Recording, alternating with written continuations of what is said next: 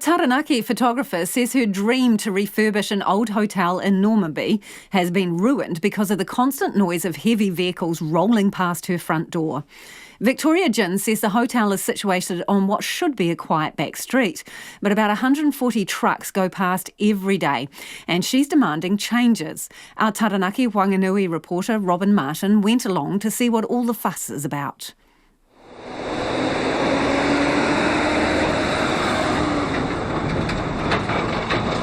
Victoria Ginn left her bolt hole in Fiji after falling in love with the two-storey commercial hotel in Normanby.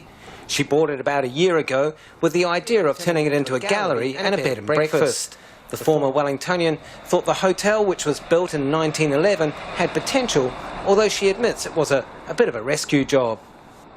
It was neglected, rain falling through the roofs and everything was in a state of rot and decay, so I've got rather a large project on my hands to reinvigorate it and give it some life again. It was the heart of the local community. Like a lot of these small towns now, the hotels have fallen into disuse and there is no community centre for people.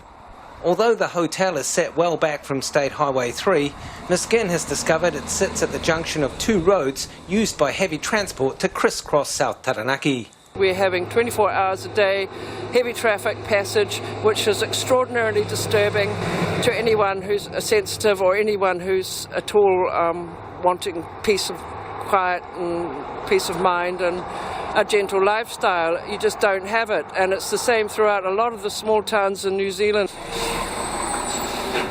Ms Ginn says each time a truck goes past, it's like going through a small but very loud earthquake. And she's not the only person who's noticed the traffic. A staff member at the Normanby Butcher, Karen Manson, says a new road layout about 2.5 years ago has made things worse. Yeah, it's pretty busy. It's got busier since they closed the Kartini Road off, because they used to go that way. They've closed that off and then it went to the Austin Road, which went onto the main road. So that used to be the truck route, Miss Manson reckons more trucks now come down Mawhitiwhiti Road and turn onto Kete Marae Road to access the state highway right outside the old commercial hotel. Karen Hay shifted to Kete Marae Road 2 months ago and she's already fed up. We have a lot of grandchildren, and the grandchildren we have to constantly monitor because we have them every weekend. The other thing is the bricks falling off the house every time it shakes, and just the constant shaking of the house. You know, and nobody adheres to the 50k speed zone. They come down here and they just speed. But Cody Langton at the Normanby hairstylist reckons that's just the way it is. I haven't really noticed any difference because it's always been busy since that road connects to Manaia and all the way, you know, it goes out to that way to wherever it leads to. Kete Marae Road resident Don Bright wasn't too concerned either. No, not really. I've been here ages. There's always trucks going up and down here. Hasn't worried me. Victoria Ginn has complained to the South Taranaki District Council but isn't getting much traction on the heavy vehicle front. Senior roading engineer Carolyn Copeland says they have looked into her problems. We've had technical equipment out there on the roads, found the vibrations are well within national standards, and found that there hasn't really been any increase in the traffic. She is located on a heavy traffic route, so trucks going past all times of the day and night should be expected.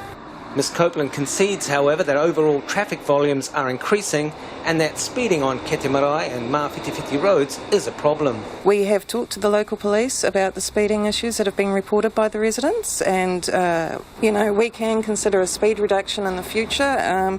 We will be looking into this as part of a district-wide review. We're probably about 12 months away from starting that project. It is quite a big scope of work for us. That's not good enough for Ms Ginn, who sees herself as standing up for those too afraid to speak out. People who have been suffering for long periods of time through the passage of heavy vehicles rattling through their small towns, destroying their communities, 24 hours a day, 7 days a week, 12 months of a year. You need to do something about it, please, the New Zealand government. Stop the transit of heavy vehicles through small towns.